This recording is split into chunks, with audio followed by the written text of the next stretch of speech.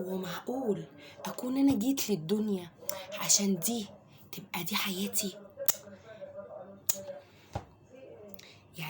يعني ابقى بطبخ وبغسل وبروق، بودي الدرس وبجيب من الدرس وبودي المدرسة وبجيب من المدرسة، واجيب اعمل اكل لجوزي واشوف طلبات جوزي، ولا محدش يشوف طلباتي ولا حتى يدوني راتب؟ يعني ولا حتى في اجازات، ولا حتى اخرج بحسن سير وسلوك؟ لا لا لا لا، هو في حاجة غلط، في حاجة غلط. طب واحنا بنكتب وبنمضي على قسيمة الجواز، هما ما كتبوش ده بند من البنود اللي مكتوبة في القسيمة؟ ليه سيبوها لنا ناخدها في وشنا كده؟ ليه سيبونا نتص بيها في وشنا كده مرة واحدة؟ لا لا لا لا.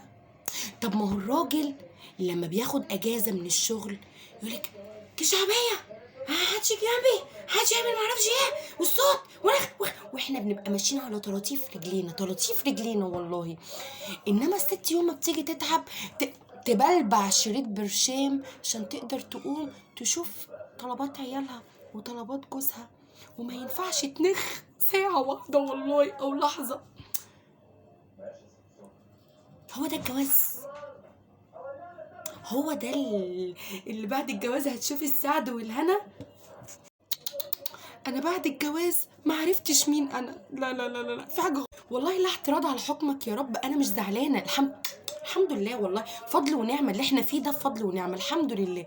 بس تدروا والله اللي مقاهرني وحاسس في قلبي ان يجيلك واحد بكرش كده، بكرش بعد ما انت قايده صوابعك ال10 شمع يقولك انت مزعلاني، مش هتوردي على جنة. العظيم كده حرام، والله العظيم كده حرام. مش هقول غير كلمة حسبي الله ونعم الوكيل، حسبي الله ونعم الوكيل. انت بتحاسبيني على مين؟ لا يا حبيبي، لا، في الشيطان، في الشيطان، انت فاهم غلط.